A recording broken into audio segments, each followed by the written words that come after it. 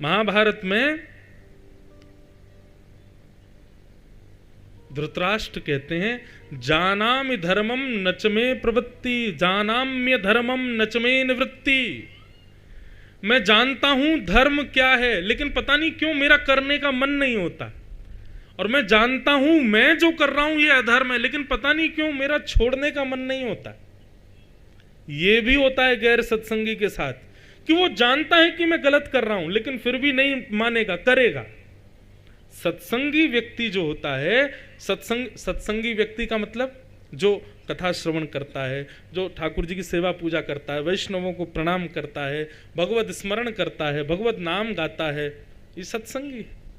ऐसे व्यक्ति सही गलत की पहचान तो कर ही लेते हैं, बल्कि गलत कार्य से बचते भी हैं, स्वयं को बचाते भी हैं।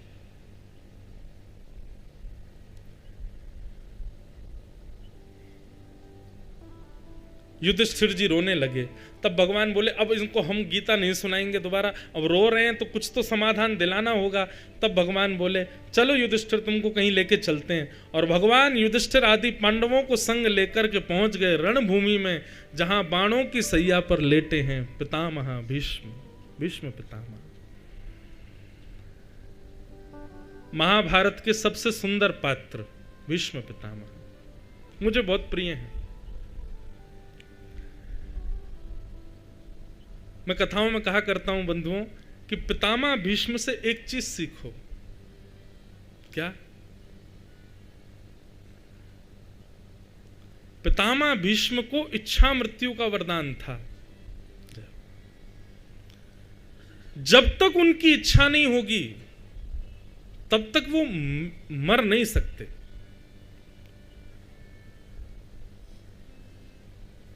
जब तक उनका स्वयं का मन नहीं होगा, भाव नहीं होगा, तब तक मृत्यु उनको प्राप्त नहीं कर सकती।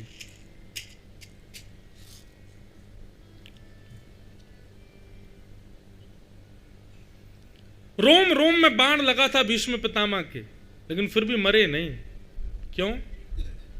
क्योंकि उनको वरदान था कि जब वो इच्छा कर लेंगे कि मुझे मरना है, मैं वो तभी मरेंगे, चाहे उनके शरीर को बीच से कोई काट दे। भीष्म पितामह ने क्या इच्छा रखी थी? उनकी एक ही इच्छा थी कि मेरे प्राण तब निकलें जब द्वारिकाधीश मेरे सामने खड़े हों, पीतांबरी पहनी हो, घुंघराले केश लहरा रहे हों, कटाक्ष नेत्रों से वो मुझको देख रहे हों, मैं उनको निहार रहा हूं, उनकी दंतावली का दर्शन हो रहा हो, उनके सुंदर रूप लावण्य को देख करके मैं आनंदित हो रहा हूं। ऐसा समय जब आएगा, ऐसी स्थिति जब होगी, तब मेरे प्राण निकलेंगे। भीष्म पितामह बाणों की सैया पर लेटे हैं, मृत्यु देवी सामने खड़ी है। जैसे ही भीष्म पितामह के पास मृत्यु देवी आने लगी, पितामह बोले भूल गई तुम, मेरी इच्छा मृत्यु है। और मेरी इच्छा क्या है? मेरी मृत्यु तब होगी जब ठाकुर जी मेरे सामने होंगे, हमारा आपस में संवाद चल रहा होगा, दोनों प्रेमास्पद एक दूसरे को निहार रहे होंगे, तब तुम आना मेरे पास। मृत्यु देवी बोली वो सब तो ठीक है, लेकिन आपके तो रोम रोम में बाण लगा है, आपके प्राण रुकेंगे कैसे? बोले तुम्हारी जिम्मेवारी है, रोक के रखो तब तक, जब तक ठाकुर जी ना आ जाए। बंधुओं, पता नहीं क्यों भीष्म पितामह के इस प्रसंग को कहते कहते आज तक एक भाव मन में प्रकट हुआ कि ये इच्छा मृत्यु का वरदान हम सबको प्राप्त है, पर कभी इच्छा मृत्यु हमने की नहीं है। हमने हर सिचुएशन के बारे में पहले से ही सोच रखा है।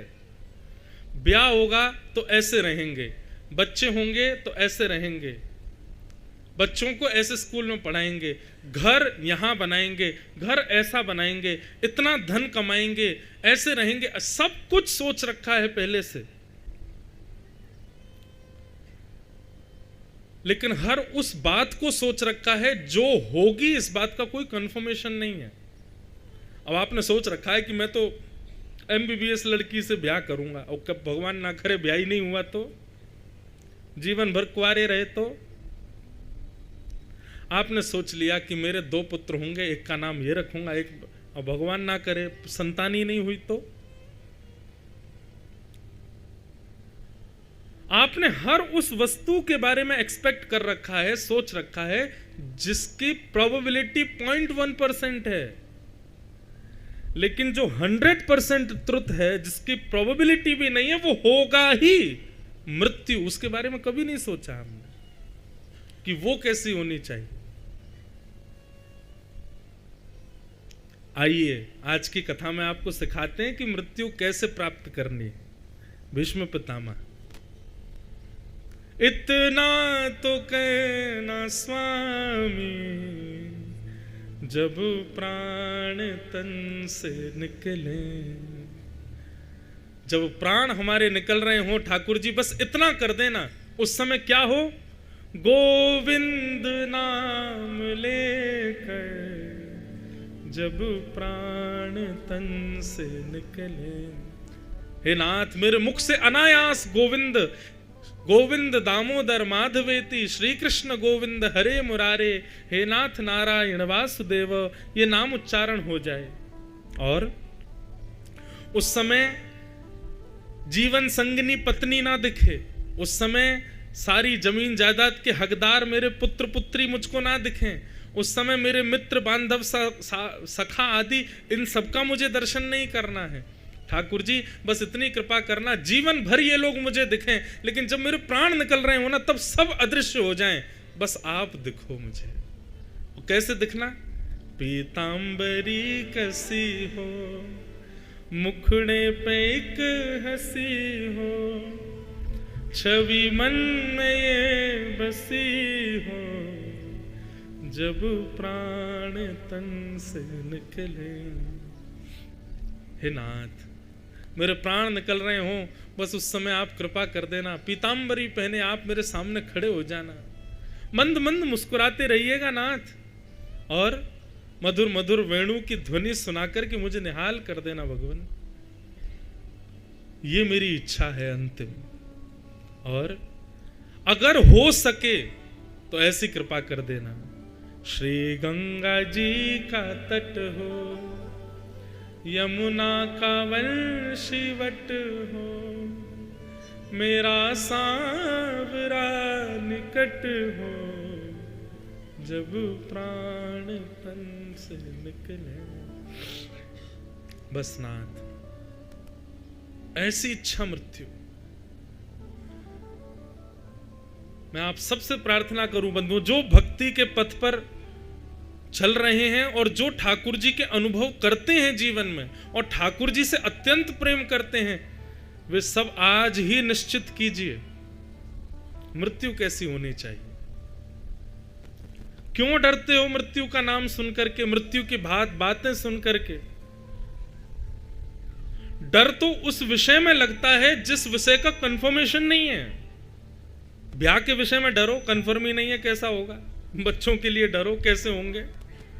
लेकिन मृत्यु तो होनी है, ये तो हम सब जानते हैं। उसके विषय में डरो मत, बल्कि उसके लिए निश्चित करो, जब भी निकलें, 10 साल, 15 साल, 20 साल, 50 साल, 80 साल, जब प्राण निकलें, ठाकुर जी निकलें ऐसे, आप हमारे सामने हो। बस बंधुओं, अपनी मृत्यु निश्चित करो। हम आपको अब दावा तो तब करें जब हमने मृत्यु देखी हो। अब हमने भी तो नहीं देखी, कैसी होगी? हम भी आपके संग ही हैं लाइन में, पर हाँ, व्यासपीठ पर बैठ के इतना तो कंफर्मेशन कर सकते हैं कि जैसी इच्छा मृत्यु रखोगे, मृत्यु वैसी ही होगी। ये बात निश्चित है। इसलिए अभी से सोच लो, काय को वेंटिलेटर पे हॉस्पिटलों में दुनिया भर की सिरिंज लगी हो, और महाराज अपंग हो गए हो, लकवा मार गया, चल फिर नहीं पा रहे, बोल नहीं पा रहे, खा नहीं पा रहे, नलियों से भोजन जा रहा है, ऐसी मृत्यु से अच्छा तो विचार करो श्री वृंदावन धाम के दर्शन पाऊं। आहा, यमुना जी में स्नान करूं, ब्रजरज माथे से लगाऊं, राधा रमन राधा वल्लभ वृंदावन बिहारी लाल के दर्शन करूं, किसी ब्रजवासी के घर पर जाकर के वहां की मधुकरी पालूं, संतों के संग हरिनाम संकीर्तन करते हुए वृंदावन की परिक्रमा करूं, सुंदर सुंदर केसर का चंदन लगाया हुआ हो, गले में मोंगरे की माला पड़ी हो, तन से बिहारी जी के अंग के इत्र की सुगंधी आ रही हो, ऐसा सब वातावरण हो नाथ, और उसी समय एक क्षण के लिए आपका दर्शन हो और मेरे प्राण तुरंत निकल जाए। ऐसी इच्छा, ऐसी मृत्यु की इच्छा करे, कैसे पूर्ण नहीं होगी?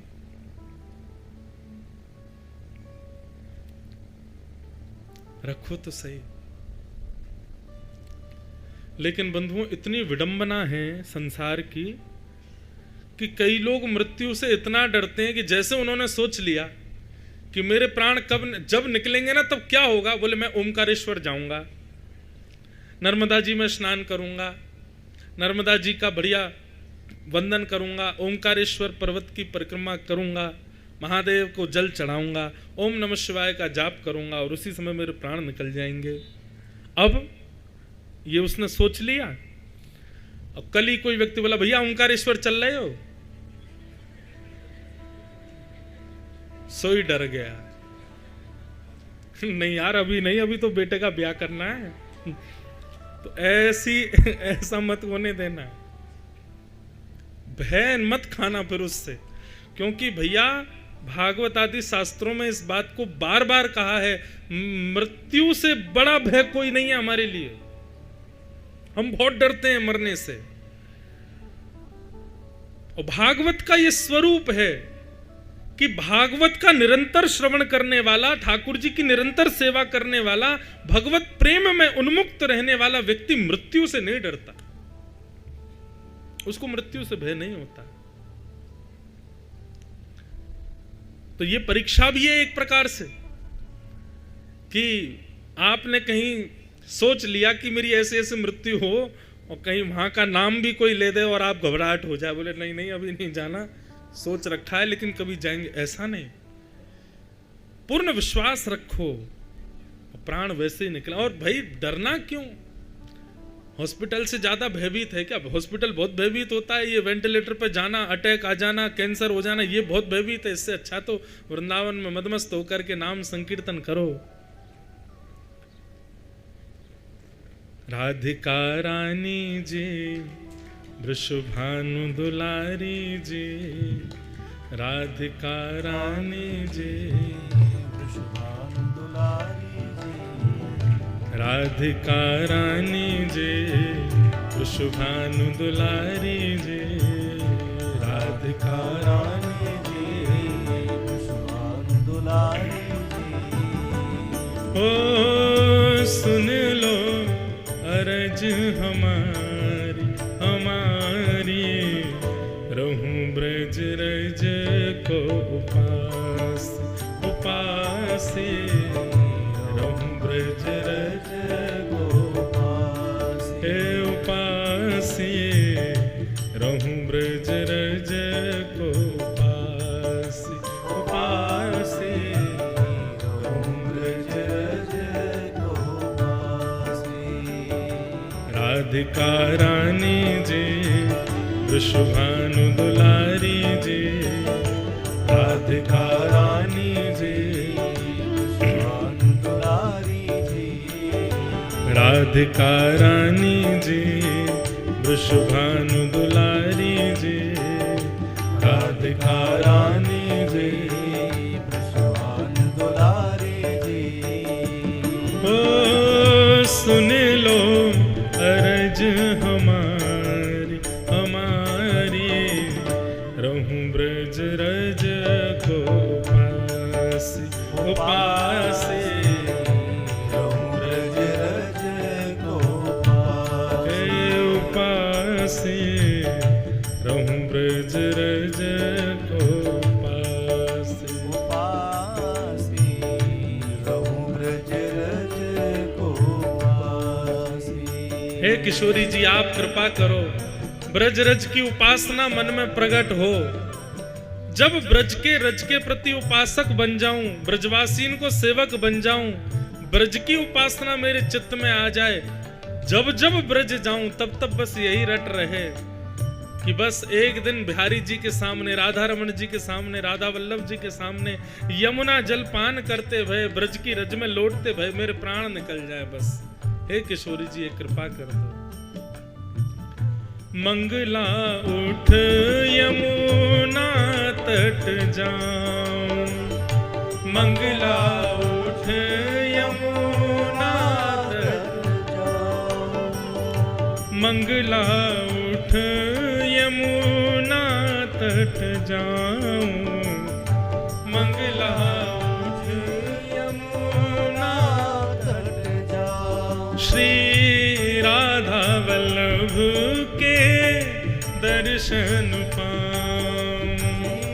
राधा वल्लभ के दर्शन पाऊं, प्यारे राधा वल्लभ के दर्शन पाऊं, राधा वल्लभ के दर्शन पाऊं। कृपा अभिलाषी जी बरसाने वारी जी, कृपा अभिलाषी जी बरसाने वाली जी, ओ सुन लो अरज हमारी हमारी, रहूं ब्रज रज को पास पास, रहूं ब्रज रज को पास, रहूं ब्रज रज को पास पास, रहूं ब्रज रज को। बोलो वृंदावन बिहारी लाल की।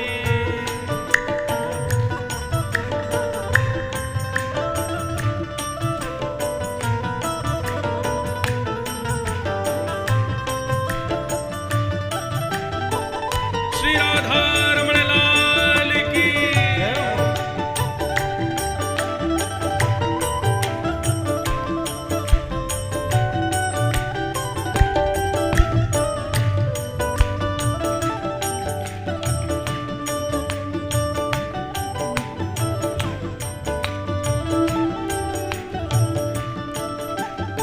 तो अब ये पद में यही सब भाव है कि हे कि श्री जी हमारे प्राण निकले जब वृंदावन में निकले। अब आपके जहां भी आपका भाव हो विचार कर लेना, ये तो हमारे भाव है। जिस दिन प्राण निकले उस दिन क्या हो, बोले मंगला उठ यमुना तट जाऊं, यमुना जी को प्रणाम करके फिर राधा वल्लभ के दर्शन पाऊं, मंगला के दर्शन राधा वल्लभ जी के। मंगला हो गई, अब उसके बाद फिर कहां जाएं? ओ ब्रजवासिन के मधुकर पाऊं, ब्रजवासिन के मधुकर पाऊं। मधुकरी किसको कहते हैं? मधुकरी का मतलब होता है ब्रजवासियों ने घर में भोजन बनाया, अपने ठाकुर जी का भोग लगाया, भोग लगा करके समस्त ब्रजवासियों ने, घर के लोगों ने, सबने पा लिया। पाने के बाद जो बच गया, उस बचे हुए को बिना किसी पात्र के आपके सीधे हाथों में दे दिया जाए, वो मधुकरी कहलाती है। मतलब वो डबल भोग है, ठाकुर जी का और ब्रजवासियों का मिलित भोग, उसको कहते हैं मधुकरी।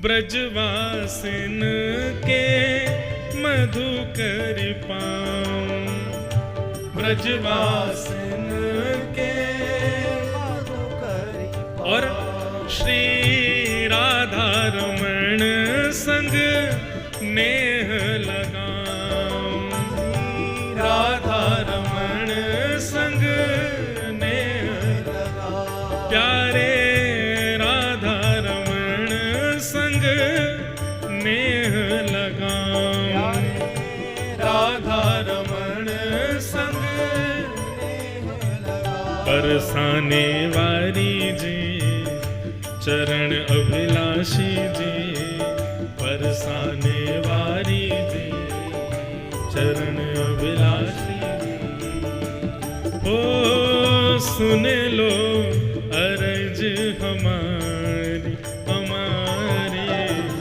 रहूं ब्रज रज को उपास उपास, रहूं ब्रज रज को उपास उपास, रहूं ब्रज रज को उपास उपास, रहूं ब्रज रज को। मंगला हो गई, मंगला के बाद राधा वल्लभ जी दर्शन हो गए, ब्रजवासियों की मधुकरी पाली, राधा रमण जी के दर्शन हो गए। अब हो गई शाम, अब क्या चाहिए? रसिक जनन की सेवा पाऊं, रसिक जनन की सेवा पाऊं, हे रसिक जनन की सेवा पाऊं, रसिक जनन की सेवा पाऊं। प्यारे कुंज बिहारी को हृदय बसाऊं, प्यारे कुंज बिहारी को हृदय बसाऊं, ओ प्यारे बांके बिहारी को हृदय बसाऊं, प्यारे बांके बिहारी को हृदय बसाऊं। राधिका रानी जी वृषभानु दुलारी जी, राधिका रानी जी वृषभानु दुलारी जी, ओ सुन लो अर्ज हमारी हमारी, रहूं ब्रज रज को पास उपासे, रहूं ब्रज रज को रहूं ब्रज रज को पास उपासे, रहूं ब्रज रज को। मन भूल मत जइयो राधा रानी के चरण, मन भूल मत जइयो राधा, सब लोग गाओ, राधा रानी के चरण, श्यामा प्यारी के चरण, राधा रानी के चरण, श्यामा प्यारी के चरण, राधा रानी के चरण, महारानी के चरण, राधा रानी के चरण, महारानी के चरण। मन भूल मत जइयो श्यामा प्यारी के चरण, मन भूल मत जइयो श्यामा प्यारी के चरण। मेरे मन भूल मत जइयो राधा रानी के चरण, मन भूल मत जइयो राधा रानी। क्यों?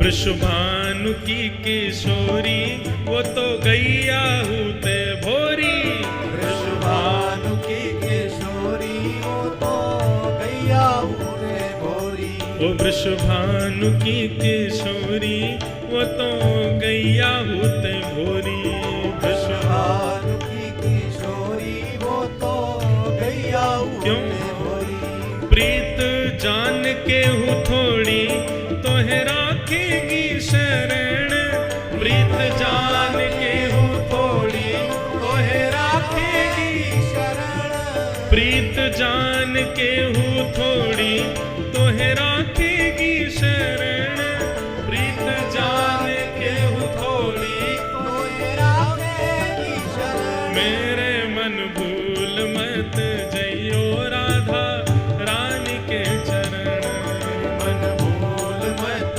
जइयो राधा रानी के चरण। मेरे मन भूल मत जइयो श्यामा प्यारी के चरण, मन भूल मत जइयो श्यामा प्यारी के चरण। ओ राधा रानी के चरण, महारानी के चरण, राधा रानी के चरण, महारानी के चरण, राधा रानी के चरण, श्यामा प्यारी के चरण, राधा रानी के चरण, श्यामा प्यारी के चरण। मेरे मन भूल मत जइयो राधा रानी के चरण, मन भूल मत जइयो राधा रानी के चरण, मन भूल मत जइयो श्यामा प्यारी के चरण, मन भूल मत जइयो राधा रानी के चरण। मेरे मन भूल मत जइयो राधा रानी के चरण।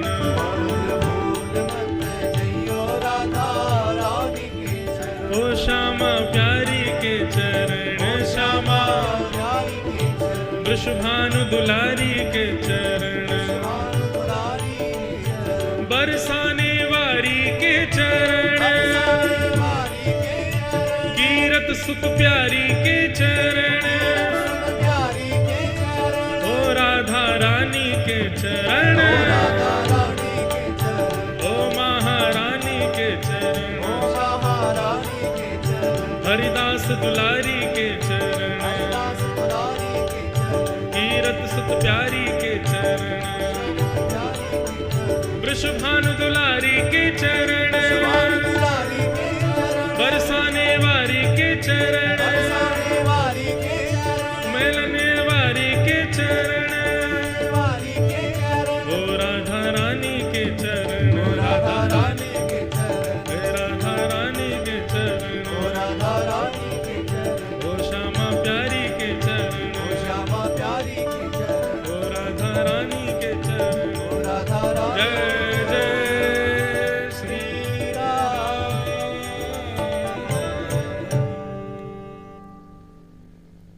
ऐसी मृत्यु हो, ये तो हमारो भाव है। आप लोगन को भाव जो आपको प्रिय लगे वो बना लियो, और कोई को हमारे संगई को भाव बढ़िया लग रहा हो तो ये भाव अपना लियो।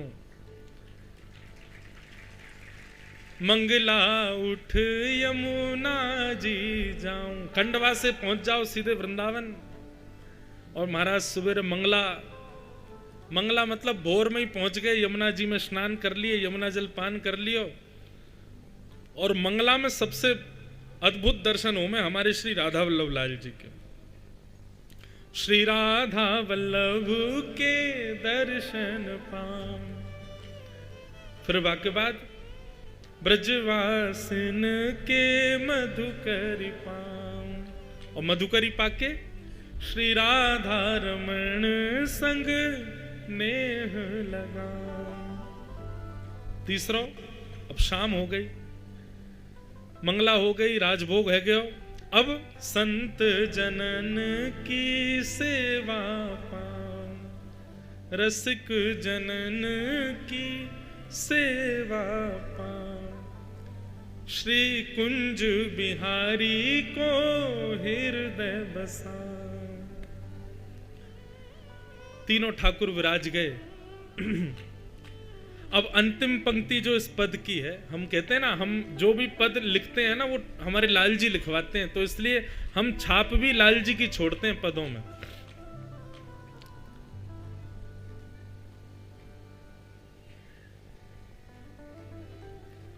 अंतिम पद कैसे? श्री गोवर्धन पर्वत पे राजो। हे श्यामाजू, सवेरे राधा वल्लभ, मध्याह्न में राधा रमन, शाम को बिहारी जी के दर्शन करके फिर हम गोवर्धन आ जाएं। और जब श्री गोवर्धन पर्वत का दर्शन कर, बंधुओं, गोवर्धन श्यामा श्याम के मिलन का एक मुख्य स्थान है, वहीं पर अधिकतर लीलाएं की हैं दोनों युगल सरकार ने। गोवर्धन पर्वत पे राजो। और जब हम गिरिराज जी को दर्शन करें ना, बस प्राण निकलने की घड़ी आने वाली हो, उससे पहले प्यारे गिरधर लाल संग दर्श करा दो। हे श्यामाजू, हमारे लाल जी के गले में गलवैयां डाल के आप गिरिराज जी पर हमको दर्शन दे दो, उसके बाद भले ही हमारे प्राण निकल जाएं। ऐसी मृत्यु के लिए कौन नहीं तरसेगा भैया। भीष्म पितामह के इस प्रसंग से केवल यही सीखिए कि मृत्यु को मातम नहीं, मातम परिवार वाले और संसार वाले करेंगे, हम तो उत्सव मनाते हुए जाएं, हम तो उत्सव करते हुए जाएं।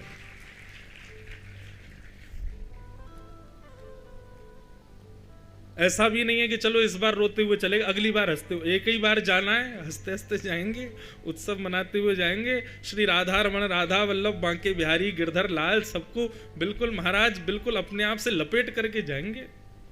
ऐसे थोड़ी जाएंगे। जीवन भर कथा कही, कथा गाई, कथा सुनी, इतने दर्शन किए, इतने संतन की सेवा करी, और फिर मृत्यु कैसी भाई, जैसी सबन की है रही है, तो फिर हम में उनमें अंतर कहाँ है? हम तो तब जानेंगे ठाकुर जी कि आपने हमको स्वीकार किया कि मृत्यु हमारी ऐसी हो। तो आज से ही सोच लो कैसी चाहिए, और फिर देखना वैसी ही होगी। इसमें एक फायदा और होगा कि जब वैसी ही मृत्यु होगी ना, तो उस समय ठाकुर जी के संग संग आप व्यास जी को भी याद करोगे कि वही बता के गए थे। तो आप सबके स्मरण से ठाकुर जी पर हमारी इच्छा भी पूरी करेंगे अंतिम समय की ऐसी ऐसी हो। ये सब भैया प्रेम की बात है। कई लोग तो यहाँ बैठे हो कह रहे होंगे बताओ कैसी बात चल रही है, बताओ मरना मराना सीखा जा रहा है। लेकिन यही है भागवत। मृत्यु को उत्सव जो बनावे वो भक्ति का पथ। जीवन तो उत्सव बन ही जाता है, पर मृत्यु भी उत्सव। बंधुओं, भक्तिमती मीराबाई, गोस्वामी तुलसीदास, जितने भी हमारे खंडवा में विराजमान श्री दादाजी, धुनी वाले दादाजी, इन सबका प्रस्थान उत्सव था। हमारा प्रस्थान उत्सव नहीं है, और वो उत्सव बन जाए तब समझो भक्ति ने हमको रिवर्ट दिया है। हमारी करनी का वो उत्सव बनाना है। भीष्म पितामह बाणों की सैया पर लेटे हैं, प्रतीक्षा कर रहे हैं ठाकुर जी आवें, और इतने में ही पांडवों के समूह को लेकर के द्वारिकाधीश रणभूमि में प्रकट हो गए। आहा, जैसे ही ठाकुर जी के कटाक्ष नेत्र, सांवला सलोना स्वरूप, त्रिभंग लली श्याम सुंदर को अपनी ओर आते हुए देखा, भीष्म पितामह आनंदित हो गए। और पहले तो पांडवों को ज्ञान उपदेश किया पितामह ने, और ज्ञान उपदेश के पश्चात 5 प्रकार के धर्म बताए भीष्म पितामह ने। दान धर्मान, राज धर्मान, मोक्ष धर्मान, विभागस, स्त्री धर्मान, भगवत धर्मान, समास व्यास योगितः। 5 प्रकार के धर्म हैं। सबसे पहला दान धर्म। दान के विषय में बताया कि भाई कुपात्र दानाच्च भवेत् दरिद्रम, कभी भी किसी कुपात्र को दान मत दीजिए। कोई आपके पीछे पड़ जाता है, बोले भैया तेरे बालक सुखी रहेंगे, तू सदा राज करेगा, इतना दे जा इतना दे जा, ऐसे ऐसे कहते हैं लोग। ये तो और जगहों पर तो लोग आशीष के रूप में कहते हैं तेरा परिवार फलेगा भलेगा, भैया हमको कछु दे जा। भगवान करे संसार के समस्त भिक्षुक जो हैं सब संपन्न हो जाएं, किसी के मन में ऐसी भावना ना आवे मांगने की। हमारे ब्रज में लेकिन विचित्र है। हमारे ब्रज में क्या कहते हैं पता है? 10 रुपया दे जा, नहीं तो आगे चल के तेरी टांग टूट जाएगी। गोवर्धन में परिक्रमा दे रहे, अब परिक्रमा देते देते अब एक छोटा सा ही मेरे पीछे पड़ गया। मैंने उसको 1-2 रुपया दे दिया, बोले नहीं इतने 20 रुपया दो, चाय पीऊंगो। अब ब्रज के ब्रजवासी हैं। मैंने कि दे तो दिए, अब काय को मांग रहा है? बोले दे दे, तेरो देख लियो, तेरो ब्याह, तेरी पत्नी तो को खूब स्नेह करेगी, तेरी पत्नी बढ़िया रहेगी। मैंने कहाँ ते करेगी भाई, वही ना ब्याह, कहाँ का आशीर्वाद दे रहा है? तो भैया ऐसे जो लोग कह देते हैं ना, विचार करना, कुपात्र को कभी दान मत देना। क्योंकि शास्त्र आज्ञा करते हैं कुपात्र दानाच्च भवेत् दरिद्रम। आपने किसी कुपात्र को, कुपात्र मतलब आपने किसी को कुछ दिया, दान किया, और उस व्यक्ति ने आपके द्वारा प्राप्त की गई वस्तु का दुरुपयोग किया, तो उसका दोष आपको लगेगा। इसलिए दान बहुत सोच समझ के करना चाहिए। कुपात्र दानाच्च भवेत् दरिद्रम, दरिद्र भावेन करोति पापम। उसका प्रभाव क्या होगा? दान आपने किसी को किया, उसने उसका दुरुपयोग किया, दूषितता आपकी होगी, आप पाप करोगे और उसी के प्रभाव से नरक जाओगे। इसलिए शास्त्र कहते हैं दान बहुत सोच समझ के करो। जब आज हम सुबह गौशाला गए थे, गणेश गौशाला है, ऐसे गायों की सेवा के लिए किया गया दान, असहाय बालकों को पढ़ाने के लिए किया गया दान, असहाय परिवार की कन्या के सुंदर विवाह के लिए किया गया दान, बालक मेधावी बने ऐसे विद्यालयों में किया गया दान, सुंदर चिकित्सालय के लिए किया गया दान, इस प्रकार के दान में कोई दिक्कत नहीं है। पर व्यक्ति विशेष को, पात्र को मत दीजिएगा।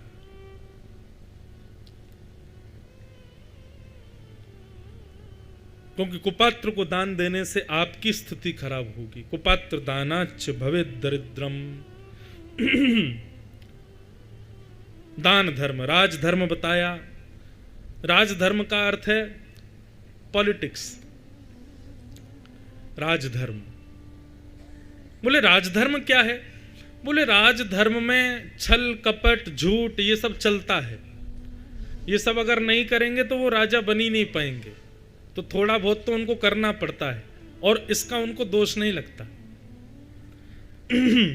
ये राजधर्म है।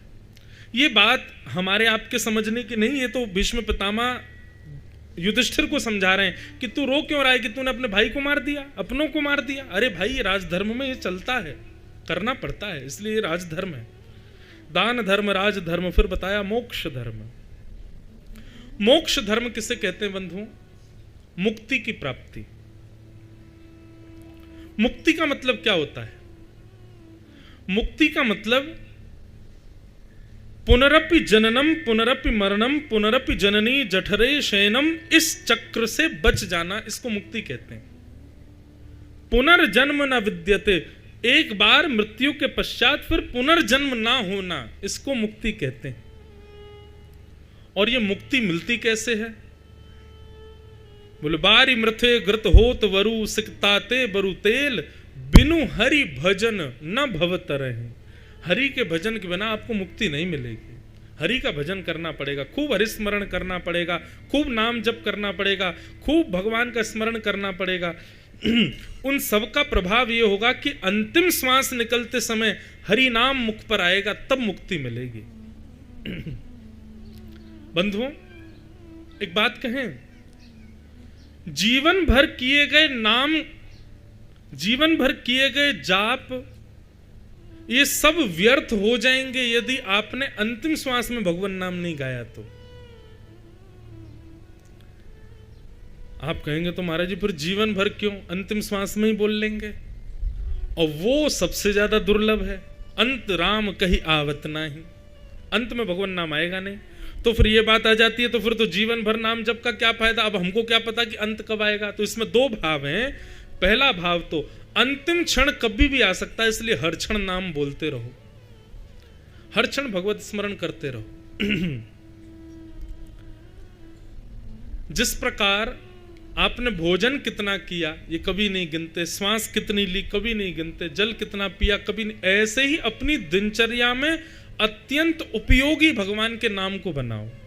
जल के बिना जीवित असंभव, अन्न के बिना जीवित असंभव है, वैसे ही नाम के बिना भी हम नहीं जी पाएंगे। ऐसी स्थिति कर लो, हम नाम लिए बिना रह नहीं सकते। जिस प्रकार जल पोषक है, अन्न पोषक है, वैसे ही नाम भी आपका पोषक हो जाए, ऐसी स्थिति पहले बनाओ। और वो कैसे बनेगी? कल हमने 3 उपाय, श्रवणम कीर्तनम विष्णु स्मरणम। श्रवण, कीर्तन और स्मरण, इन तीनों को निरंतर करते रहो। एक समय ऐसा आएगा, अन्न ना मिले तो रह पाओगे, जल ना मिले तो रह पाओगे, लेकिन नाम नहीं मिला तो नहीं रह पाओगे। नाम तो चाहिए, इतना उपयोगी नाम हो जाए। ऐसी स्थिति जब हो जाएगी, जब नाम के बिना रह ही नहीं पाओगे, तो निश्चित है कि अंतिम श्वास जब आएगी तब मुख से नाम ही निकल रहा होगा। हमारे गोवर्धन में एक श्री ठाकुरदास बाबा थे, उनका मैंने दर्शन किया। वो इतना नाम जप करते थे, इतना नाम जप करते थे कि जब उनका प्रस्थान समय आया ना, तो उनकी हाथ की उंगली भी ऐसी ऐसी हो गई थी और ये अंगूठा ऐसे ही होता रहता था। बिना माला के भी उनका अंगूठा ऐसे ही चलता रहता था, ठाकुरदास बाबा। और मुख से शब्द तो नहीं निकल पाते थे, बहुत अवस्था भी वैसी हो गई थी और शरीर भी ऐसा हो गया था, पर उनके होठ चलते रहते थे। मतलब इतना नाम जप किया था उन्होंने कि अब उनकी चित्त वृत्ति 24 घंटे नाम में रहती थी। ये तो मैंने प्रत्यक्ष देखा।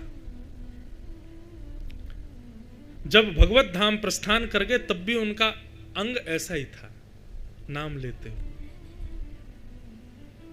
ये कब होगा? जब श्रवण, कीर्तन और स्मरण तीनों की स्थिति में सदैव अपने आप को रत कर लोगे, नाम को ही रट रट करके, नाम को जप जप करके अपने जीवन में नाम को पोषक तत्व के रूप में ग्रहण करना प्रारंभ कर दोगे। जैसे दवाई ली जाती है ठीक होने के लिए, जैसे कुछ भी खाया जाता है अपने आप को पोषण करने के लिए, वैसे ही नाम लेना प्रारंभ कर दो। अभी हम नाम क्यों जपते हैं पता है? गुरुदेव की आज्ञा है, माँ ने कह रखा है, गुरुजी ने कहा है। और कई लोग इसलिए नाम जप करते हैं ताकि हमारे आगे का दिन अच्छा जाए, हमारा दिन बढ़िया जाए, हम जो भी करें सब बढ़िया हो। कई लोग नाम जप इसलिए करते हैं हमको पुण्य मिलेगा, हमारे पुण्य बढ़ जाएंगे और ये सब आदि। नहीं, इन सब के लिए नहीं। नाम जब भी केवल इसलिए कि मेरे ठाकुर जी मुझसे प्रसन्न हो जाएं बस। और प्रसन्न हो जाएं कि पीछे भी ये भाव नहीं कि मेरा सब कुछ मंगल मंगल कर दें ना, वो प्रसन्न हो जाएं। प्रसन्न हो के भले ही हमको कष्ट दें लेकिन वो प्रसन्न रहें। मेरे रोने से जो तुमको आए हंसी, तो मैं रो रो के तुमको हंसाया करूं, ऐसी प्रसन्नता। आप प्रसन्न रहो, इस भाव से नाम जप प्रारंभ करो। जब नाम जप आपको अनायास करने लग जाओगे नाम जप को, तो निश्चित मुक्ति प्राप्त हो जाएगी। लेकिन मैं एक जगह कथा में कह रहा था, आज पुनः कहूं, बराह पुराण में भगवान ने एक बहुत सुंदर बात कही है कि जो व्यक्ति जीवन भर नाम जप करता है, अब भाव से करे, कुभाव से करे, पुण्य की प्राप्ति के लिए करे, दिन बढ़िया हो इसके लिए करे, लेकिन नाम जप उसने किया है तो भी उसको मुक्ति प्राप्त होगी। कैसे? जीवन भर जो मेरा नाम जप करता है, अंतिम समय में यदि उसके मुख से मेरा नाम नहीं निकल पाता तो मैं उसका नाम बोल देता हूं। ठाकुर जी कह रहे हैं, मैं उसका स्मरण कर लेता हूं, मैं उसका नाम बोल करके उसको स्वीकार कर लेता हूं। ये तो दयालु हैं ठाकुर जी। पर हम इस बात को सुनकर के संतुष्टि नहीं होनी चाहिए हमको। कर लेते हैं नाम जब, भगवान याद कर लेंगे हमको, नहीं। उनकी प्रसन्नता, हमारा पोषक तत्व बने नाम, तब मोक्ष मिलेगा। लेकिन अभी आगे चलेंगे ना, अभी आज या कल में ये मोक्ष की फिलॉसफी भी छोड़नी पड़ेगी, फिर दूसरी आएगी, वो बताऊंगा। तो दान धर्म, राज धर्म, मोक्ष धर्म, और फिर आया स्त्री धर्म। स्त्री धर्म के विषय में बताया, भर्तु शुश्रूषणम स्त्रीणाम परो धर्मो यमायया तद बंधुनाम च कल्याणम प्रजानाम चानुपोषण। एक बहुत बढ़िया बात बताएं, सारे पुरुष बहुत ध्यान से सुनिएगा। भाई लोग जितना नाम जप करेंगे, भाई लोग जितनी तीर्थ यात्रा करेंगे, भाई लोग, हमारे भाई बंधु लोग जितना नर्मदा गंगा यमुना स्नान करेंगे, तो नाम जप, तीर्थ यात्रा, गंगा यमुना आदि पवित्र नदियों के स्नान अनुष्ठान से जो हम भाइयों को पुण्य मिलेगा, वो पुण्य माताओं को केवल अपने पति और परिवार का ध्यान रखने से मिल जाता है। ये बात बिल्कुल सत्य है, ये मैं नहीं कह रहा हूं। भर्तु शुश्रूषणम स्त्रीणाम परो धर्मो यमायया। बोले स्त्री का एक ही धर्म है, एक ही नियम है, एक ही पूजा है, एक ही सब कुछ है। बोले क्या? तद बंधु नाम च कल्याणम प्रजा नाम चानुपोषणम। पति और पति के पूरे परिवार, मतलब अपने परिवार का ध्यान रखना, उनका कल्याण करना, इसी से ही उसको पुण्य मिल जाते। लेकिन आजकल कलयुग चल रहा, भाई लोग तो करते नहीं पूजा पाठ वगैरह, तो इसलिए माताओं को ही करना पड़ता। माताएं ही मंदिर जाएंगी, माताएं ही कथाओं में जाएंगी, माताएं ही बेचारी जल चढ़ाती हैं।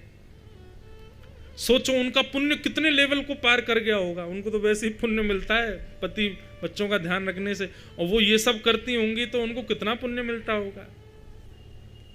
लेकिन माताएं क्या करती हैं? सारा पुण्य करती हैं, और पुण्य करके मेरे बेटे को मिल जाए, मेरे पति को मिल जाए, हमारी सासू माँ ठीक हो जाए, वो बांट देती है। संग्रह की स्थिति नहीं होती माँ के हृदय में, वो बांटती है। इसलिए ये मंदिर जाना, नाम जप करना, घर के ठाकुर जी की सेवा करना, यज्ञ अनुष्ठान करना, नदियों में स्नान करना, ये कर्तव्य माताओं का नहीं है। करती हैं माताएं, क्योंकि भाई लोग खाली बैठे हैं, करते ही नहीं। लेकिन ये कर्तव्य भाइयों का है, हम लोगों को करना चाहिए। तद बंधु नाम च कल्याणम प्रजा नाम चानुपोषण। स्त्रियों का धर्म बताया और अंत में भीष्म पितामह ने भागवत धर्म बताया। भागवत धर्म मतलब भक्त धर्म। भक्त का धर्म क्या है? कायेन वाचा मनसेन्द्रियैर्वा बुद्ध्यात्मना भानुषित स्वभावात् करोमि यत् सकलं परस्मै नारायणायेति समर्पयेत्। मैं जो कुछ भी करूं सब ठाकुर जी को अर्पित, मेरा कुछ नहीं। आपने घर बहुत अच्छा बनाया, हमारा नहीं है, ठाकुर जी का है। आपकी गाड़ी बहुत बढ़िया, हमारी नहीं है, ठाकुर जी की। आपका पुत्र बड़ा सुपात्र, हमारा नहीं है, ठाकुर जी का है। लेकिन कई लोग बड़े चतुर हैं आजकल, लोग उनसे कहो घर बहुत अच्छा, हमारा नहीं, ठाकुर जी का। ठाकुर जी कहते हैं अच्छा बेटा तो फिर तुम निकलो, हम रहें।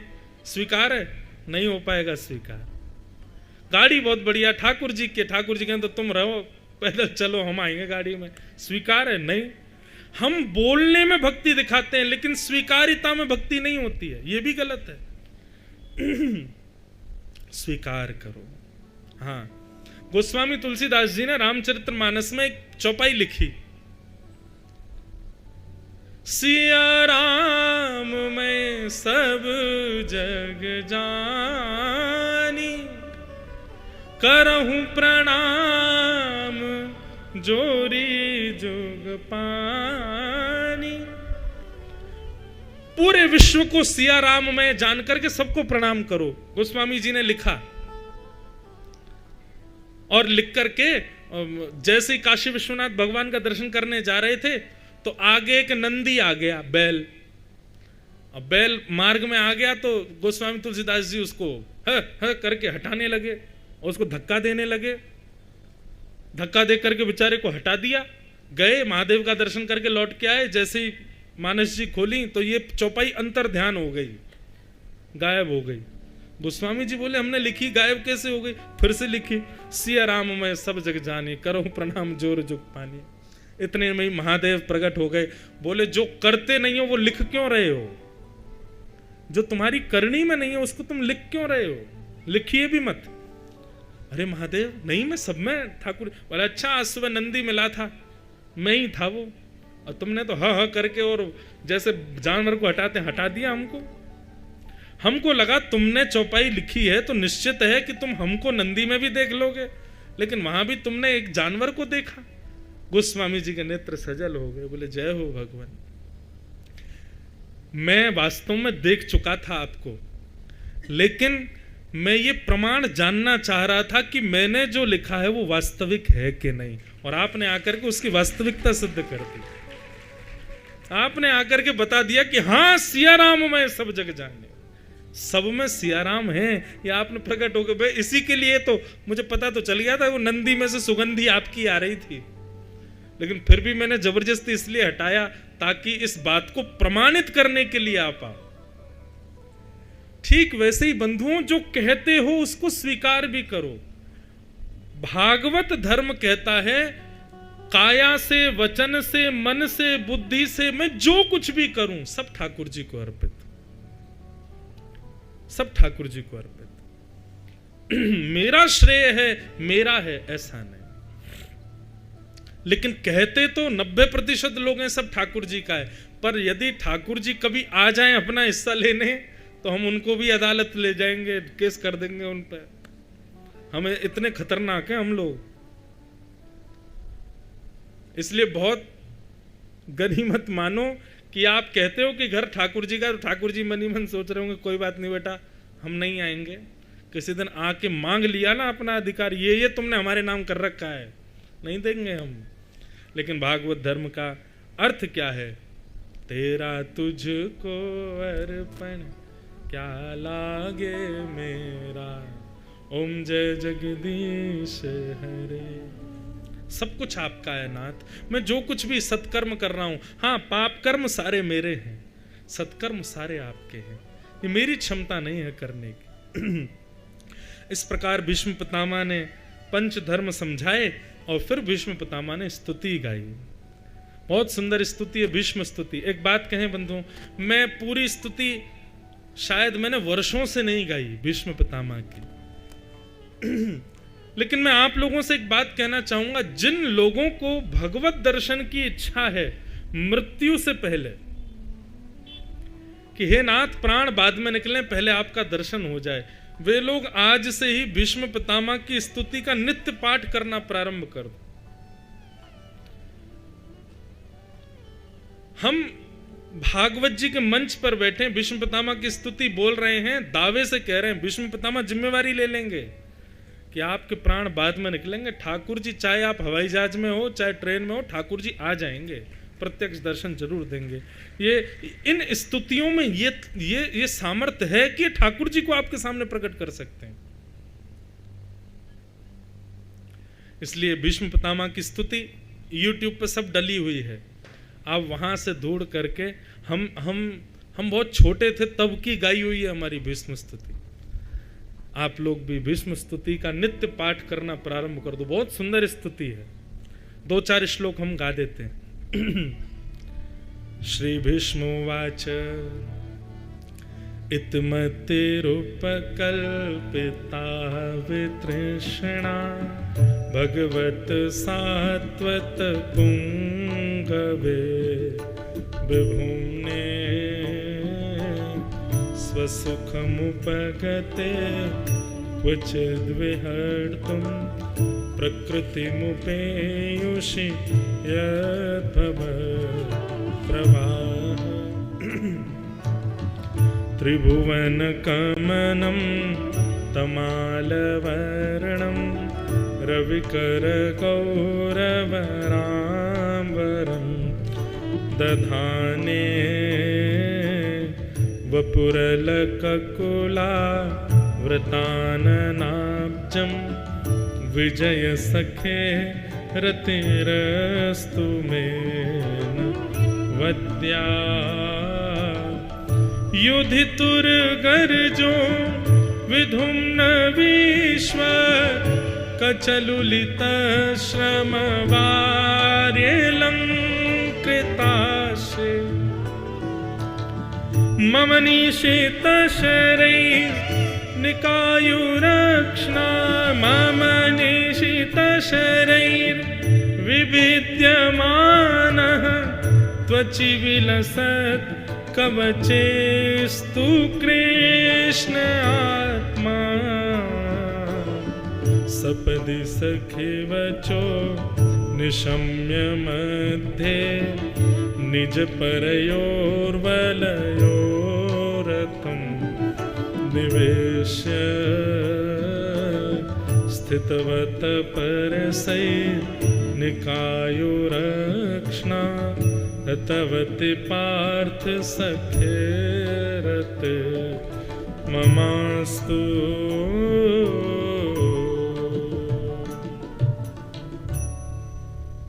भीष्म पितामह भगवान की स्तुति गा रहे हैं, बहुत ध्यान से सुनना।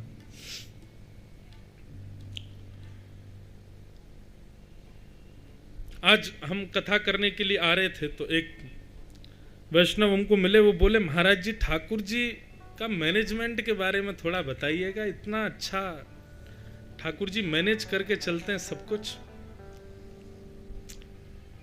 मैनेजमेंट का प्रारंभ भी ठाकुर जी ने किया है, उन जैसा मैनेज कर बताओ। 16,108 पत्नियों के संग एक साथ रहते हैं, कौन मैनेज कर सके। यहाँ एक विवाह करने के लोग तो रह नहीं पा रहे आनंद से। हमारे एक पंडित जी ज्योतिषी हैं, वो कह रहे हैं महाराज जी कोविड काल में सबसे ज्यादा डाइवोर्स हुए। मैंने कहा क्यों? बोले क्योंकि पति पत्नी संग रह रहे थे, बाहर जाना अलाउ नहीं था, लॉकडाउन हो गया था ना, घर में ही रह रहे थे, तो फिर एक दूसरे को पहचान गए, डाइवोर्स हो गया। 16,108 विवाह हुए ठाकुर जी के, और हर पत्नी के साथ ठाकुर जी एक ही समय पर एक ही स्थान द्वारिका में अलग अलग भवनों में अलग अलग लीला कर रहे हैं। कौन कर सकता है ये? ठाकुर जी के तो बड़े अद्भुत ऐसे ऐसे मैनेजमेंट बताए हैं। एक जगह कथा आती है कि ठाकुर जी को एक नगर में एक राजा ने निमंत्रित किया और उसी नगर के एक बेचारे दीनहीन से गरीब ब्राह्मण ने भी निमंत्रित किया। दोनों निमंत्रण एक साथ आए ठाकुर जी के पास। अब ठाकुर जी मन में विचार करने लगे क्या करें। राजा के यहाँ पहले जाएंगे तो ब्राह्मण सोचेगा कि अच्छा मैं गरीब हूं इसलिए मेरे यहाँ नहीं आए हैं, और गरीब ब्राह्मण के यहाँ चले जाएंगे तो फिर राजा से तो भाई यूं रहता है कि अच्छा ब्राह्मणों के ज्यादा पक्ष धरे ठाकुर जी। सो ठाकुर जी का मैनेजमेंट ऐसा है कि पूर्ण व्यवस्थित करते हुए चलते हैं। वो तो कर्तुम अकर्तुम अन्यथा कर्तुम समर्थ ईश्वर, ऐसा रूप धारण किया कि दोनों के पास एक साथ गए, एक साथ दोनों को सुख प्रदान किया। यहां आधा नगर तो ब्राह्मण के यहां ठाकुर जी को देख रहा था, आधा नगर राजा के यहां देख रहा था। ये तो उनकी भगवत तत्वता का हो गया। ब्रज लीला में वर्णन आता है कि जब ठाकुर जी वन भोज करने के लिए बैठते थे तो सारे ग्वाल वालों में होड़ लगी, लाला मेरी तरफ मुंह करके बैठे को, लाला मेरी तरफ मुंह करके बैठे को। और सब ग्वाल वालों में पहले से ही योजना बनती थी, लाला जा की तरफ मुंह करके बैठे को, समझियो वही से लाला ज्यादा प्रेम करे। ठाकुर जी पहले ही समझ जाते थे कि ये सारे जो है ये भाव रख के बैठे कि लाला हमारी तरफ मुंह करके बैठे को। तो शुकाचार्य जी वर्णन करते हैं, विभ्रत वेणुम जठर पटयो शांग वेत्रे च कच्छे वामे पाणे प्रषण कवलम तत्फलम लांगुलीशु तिष्ठन मध्य। चारों तरफ ग्वाल वालों को बैठा करके ठाकुर जी बीच में बैठ जाते हैं। और बीच में कैसे बैठे हैं, जैसे कोई चीकने से पाटे पर घूम घूम गोल गोल के भोजन कर रहा हो, ऐसे ठाकुर जी भोजन कर रहे हैं। सबकी ओर दृष्टि पड़े, किसी एक को यह ना लगे कि मेरे ज्यादा हैं उसके कम हैं, सबका बराबर हूं मैं। भीष्म पितामह आज सारे मैनेजमेंट ही बता रहे हैं ठाकुर जी के। इतिमति रूप कल्पिता वितृष्णा भगवत सात्वत पुंगवे विभुम्ने। ठाकुर जी मैं अब अपने प्राण त्यागने वाला हूं और प्राण त्यागने से पहले अपने अंतिम इच्छा पूरी करना चाहता हूं। भगवान बोले क्या है तुम्हारी अंतिम इच्छा? बोले अंतिम इच्छा यह है भगवान, मेरी एक पत्नी है, मेरी एक बेटी है, उस कुंवारी बेटी का मैं विवाह करना चाहता हूं।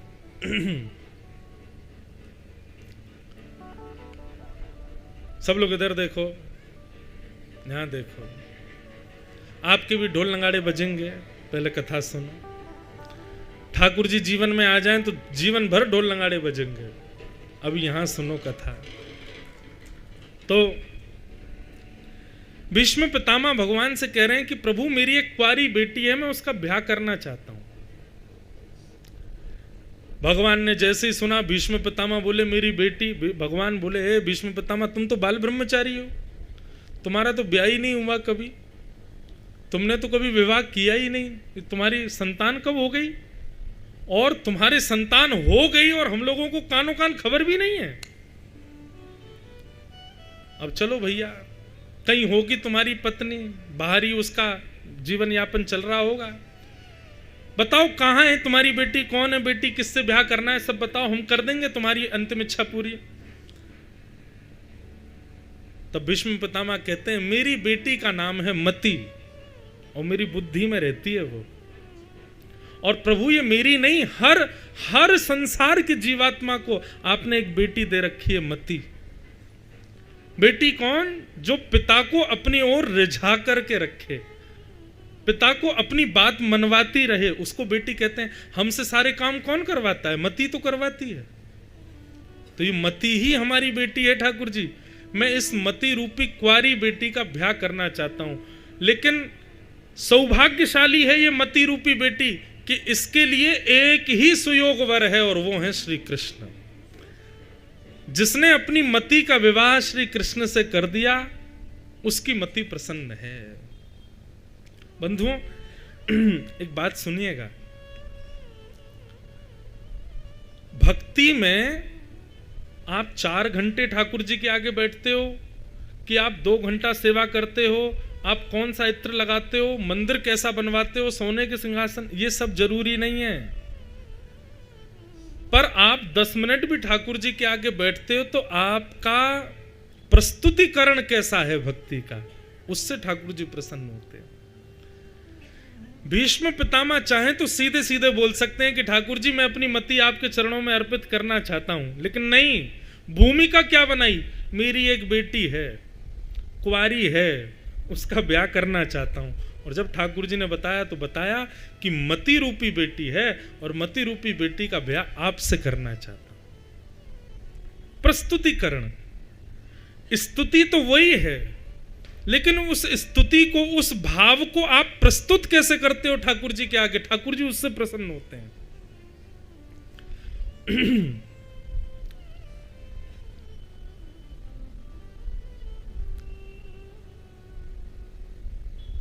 पाव भाजी बाहर रोड पे खा लो 10 रुपए की प्लेट, और वही पाव भाजी आप 5 स्टार होटल में पाओ 500 रुपए की।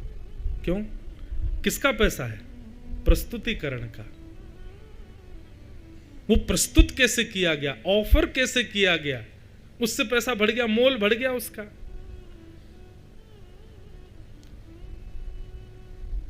जय हनुमान ज्ञान गुण सागर जय कपीस तुम लोग जाकर राम पुत्र नाम, इतनी जोर जोर से जल्दी जल्दी जो हनुमान चालीसा का पाठ करते हैं, और जल्दी इसी बीच में ही जो है अपने जूता भी बांध रहे हैं, अपने बैग भी पैक करते जा रहे हैं, और माँ को प्रणाम, पिताजी को प्रणाम, भूत पिशाच निकट नहीं आवे, महावीर जी नाम सुना में ना सरो घर से पीरा, और हनुमान जी का टीका लगा दिया, बैठ गए, बस में पहुंच गए ऑफिस। एक तो ये प्रस्तुतिकरण है, और एक प्रस्तुतिकरण कि मुख से नाम नाम निकल रहे हैं, नेत्रों से अश्रुपात हो रहा है, भाव निमग्न होके दोनों भुजाएं आकाश की ओर हैं, मन थिरक रहा है, नृत्य करने की इच्छा हो रही है, और भाव में निमग्न होके अकेले ही बिना संगीत के नृत्य करते करते ठाकुर जी के आगे प्रस्तुत कर रहे हैं। ये प्रस्तुतिकरण, दोनों में अंतर है। उस हनुमान चालीसा से कोई रीझने वाले नहीं है। हनुमान जी कान में उंगली और धल लेते होंगे, वो तो जल्दी ऑफिस पहुंच अपने। ऐसा प्रस्तुत करो कि उनको भी सुख तो मिले, उनको प्रिय तो लगे। प्रस्तुतिकरण पर ध्यान रखो। आपकी भक्ति का आप प्रस्तुतिकरण कैसा करते हो? सुबह शाम दीप नैवेद्य दिखाने से ठाकुर जी प्रसन्न नहीं होते हैं। ठाकुर जी भी रात्रि सोवें तो ये सोच के सोवें कल पता नहीं ये क्या करेगा, कल कुछ विलक्षण होगा, कल कुछ तो अद्भुत होगा, कल कुछ तो नया होगा। नवनीत चौरम, उनको नवनीत चोर कहा गया है। नवनीत मतलब नव माने नया नया, जो चोरी करते हैं, नए नए पाने के जो इच्छुक हैं, वो श्री कृष्ण हैं। इसलिए हर दिन नवनीत भक्ति प्रदान करो ठाकुर जी को। भीष्म पितामह का प्रस्तुतिकरण देखो, ऑफरिंग देखो उनकी स्तुति के। भगवान बोले अच्छा तो मति रूपी बेटी का हमसे ब्याह करना चाहते हो? बोले हाँ। पितामह कन्या वर्यते रूपम, तुम बेटी का ब्याह करना चाहते हो, इससे विवाह संपन्न नहीं होगा। बेटी हमसे प्रेम करती है कि नहीं ये देखना पड़ेगा। तुम तो चाहते हो कि मति भगवान में लग जाए, लेकिन मति को मैं प्रिय हूं कि नहीं ये तो पहले मति से पूछो। तब भीष्म पितामह कहते हैं त्रिभुवन कमनम तमालवर्णम रविकर गौरवराम्बरम दधाने वपुरल ककुला वृताननाब्जम विजय सखेरतिरस्तु मेन वद्य। ठाकुर जी, एक तो आपका रूप इतना सुंदर, और ऊपर से आपका वर्ण है कृष्ण, कृष्ण वर्ण के हो आप, और उस पर भी पीली पीतांबरी पहन लेते हो। आपका ड्रेसिंग सेंस कितना बढ़िया है। लोग सुंदर होते हैं, लेकिन वो और सुंदर लगते हैं यदि उनको कपड़े पहनने आते हो। ठाकुर जी को कपड़े पहनने बहुत बढ़िया आते हैं। अब इन्होंने जो पहन रखा है पीछे श्रीनाथ जी ने, यदि ये हमको पहना दो तो कैसे लगेंगे? जोकर से लगेंगे, विचित्र लगेंगे। लेकिन इनके पहनने का तरीका ऐसा है। हमारे बिहारी जी चले जाओ, बिहारी जी रोज लहंगा पहनते हैं, डेली। पहले श्री जी को अर्पित किया जाता है और वो श्री जी की प्रसादी बना करके बिहारी जी पहनते हैं, लेकिन कभी मन में ये भाव नहीं आता ये क्या पहन रखा है इन्होंने, सुंदर ही लगते हैं। ठाकुर जी, आपका वर्ण है सांवला और आप उस पर पहनते क्या हो? रवि कर गौर वराम वरम दधाने, सूर्य को भी लज्जित करने वाली पीतांबरी जब आप पहनते हो ना ठाकुर जी, तो आपका रूप और सुंदर लगने लग जाता है। जिनका रंग गोरा हो उनको गहरे रंग के कपड़े पहनने चाहिए, और जिनका रंग थोड़ा सांवला हो उनको लाइट रंग के कपड़े पहनने चाहिए। सांवला व्यक्ति गहरे कपड़े पहने आएगा तो अदृश्य हो सकता है लाइट जाने पर, दिखेगा ही नहीं। तो ठाकुर जी हमारे कैसे हैं? बोले त्रिभुवन कमनम तमाल वर्णम। आपका वर्ण कैसा है? तमाल जैसा वर्ण है, पर उस वर्ण पर आप पीली पीतांबरी पहनते हो। ठाकुर जी, आपका रूप सुंदर है, पर उस पे भी ये जो आपकी अदाएं हैं या आप जो वस्त्र आदि पहनते हो,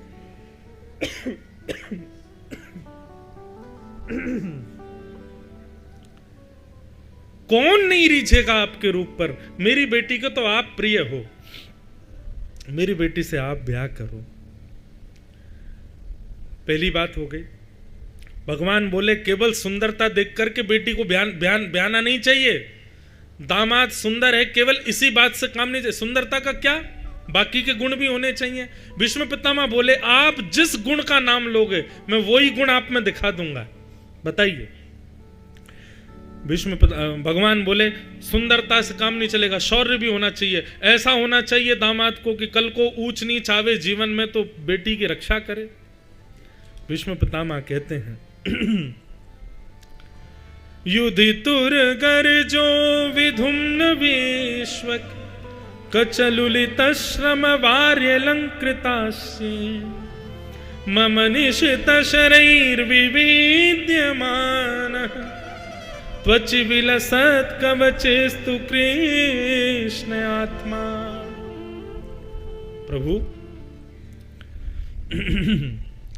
आपके शौर्य की क्या बात कहूं मैं। महाभारत युद्ध में अर्जुन को एक बाण भी छू नहीं पाया कौरवों का, क्योंकि अर्जुन के रथ को आप चला रहे थे। आप इतनी द्रुत गति से उसके रथ को दौड़ाते थे। कितनी बड़ी विडंबना की बात है कि साधारण नहीं थी कौरवों की सेना, विशाल समुद्र जैसा लगता था जब महाभारत का युद्ध प्रारंभ होता था। पांडवों की सेना ऐसी लगती थी कोई छोटी नदी, और कौरवों की सेना ऐसी जैसे कोई अथाह समुद्र जिसका दूसरा छोड़े ही नहीं दिख रहा है। और उस अथाह समुद्र में हर योद्धा केवल और केवल अर्जुन को मारना चाहता है। सबके केंद्र में युधिष्ठिर नहीं है, भीम नहीं है, नकुल सहदेव नहीं है, सबके केंद्र में केवल अर्जुन है। सोचो, उन लाखों करोड़ों योद्धाओं का बाण, उन लाखों करोड़ों योद्धाओं की तलवार केवल एक का गला काटना चाहती है, अर्जुन। ऐसे लाखों करोड़ों से खरोंच तो आई होगी अर्जुन को, लेकिन 18 दिन में एक खरोंच भी नहीं आई। क्यों? क्योंकि सारथी आप थे। ये आपका शौर्य है ठाकुर जी। जिस अर्जुन की आप इतनी रक्षा करते हैं, इतनी द्रुत गति से आप रथ को दौड़ाते हैं, ऐसे शौर्यवान ठाकुर जी को मैं अपनी मति कैसे ना प्रदान करूं। मेरी मति तो आपको ही जाएगी। भीष्म पितामह इस प्रकार स्तुति गाने लगे, और स्तुति गाते हुए भीष्म पितामह को एक संदर्भ याद आया कि स्वनिगममपहाय मत्प्रतिज्ञा मृतमधिकर्तुमवप्लुतो रथस्थ धृतरथ चरणो भयाशलद्गु हरिरिवहन्तुमिभं गतोत्तरीय। ठाकुर जी, महाभारत युद्ध के बीच में आप सब लोग इधर देखो, यहां देखो, कथा सुनो, 10 मिनट और सुनो बस।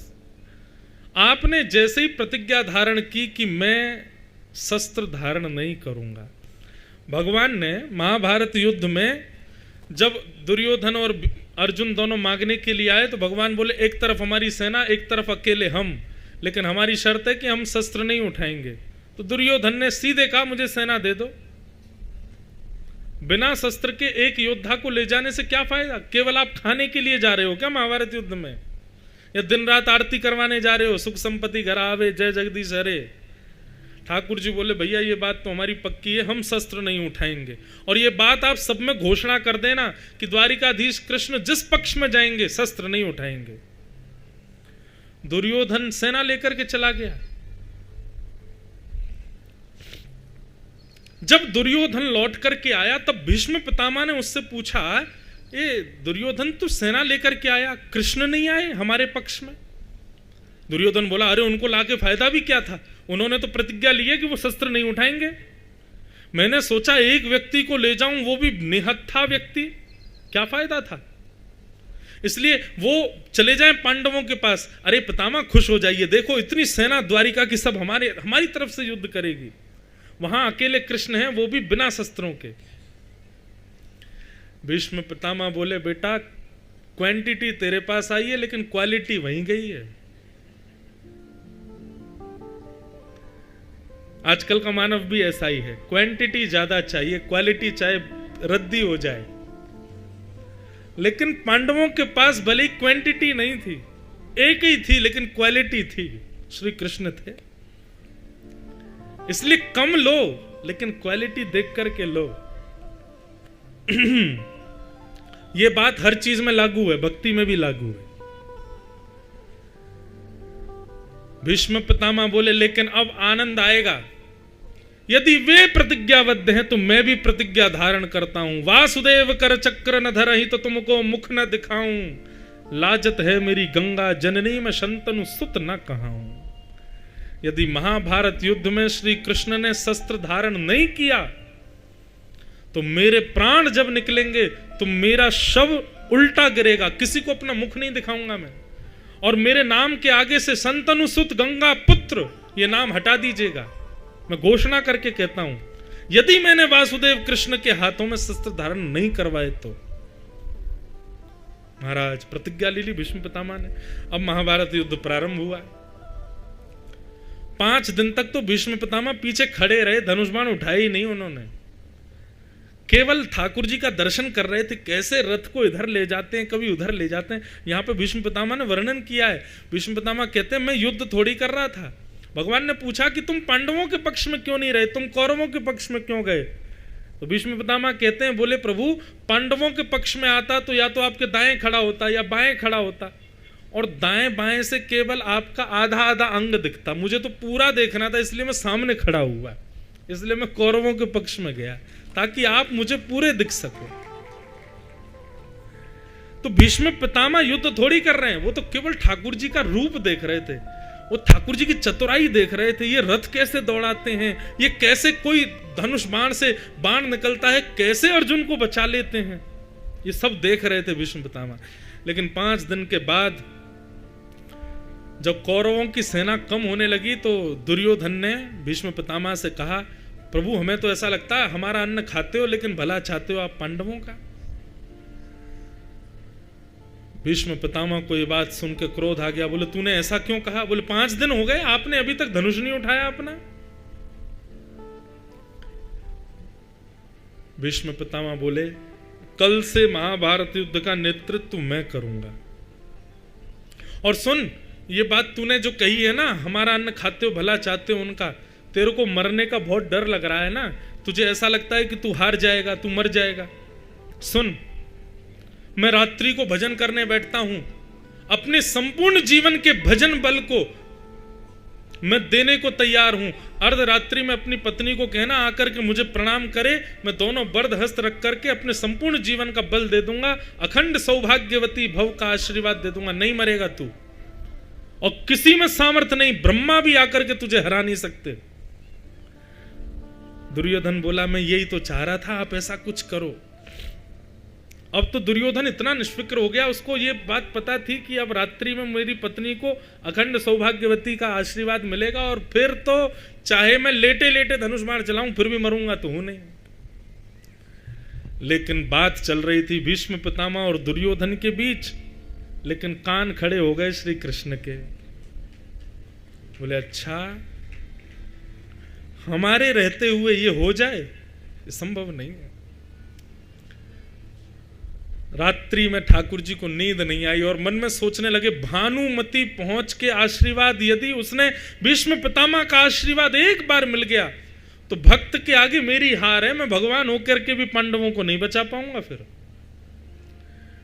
इतने में ही ठाकुर जी ने एक उधरी सी धोती पहनी, पुरानी सी बगलबंदी पहनी, सिर पर खूब सारा बड़ी सी स्वाफी बांध करके ऐसे ठोड़ी से भी बांध लिया, अपना रूप थोड़ा सा हुलिया बदल लिया, कानों में बड़े बड़े कुंडल डाल लिए, कड़ूला पहन करके और बाहें चढ़ा करके बिल्कुल ग्वारिया बन गए ठाकुर जी। और हाथ में ली लठिया, एक लालटेन लेकर के सीधे पहुंचे द्रौपदी के पास। सो रही थी द्रौपदी, उसका पैर का अंगूठा खींचा, बोले उठ जा जल्दी। द्रौपदी बोली कौन है? बोले मैं हूं कन्हैया। बोले इतनी रात को? बोले जल्दी चल मेरे साथ। बोले कहाँ? बोले ज्यादा पूछ मत, चल जल्दी मेरे साथ, और सुन घूंघट करके चल, बढ़िया अपना मुंह ढक ले। बोले जाना कहाँ है? बोले भानुमति आए उससे पहले भीष्म पितामह का आशीर्वाद लेना है तुझको, और एक बात याद रखियो, बस मुंह मत खोलियो अपना, कुछ कहें भी तो में ही उत्तर देना।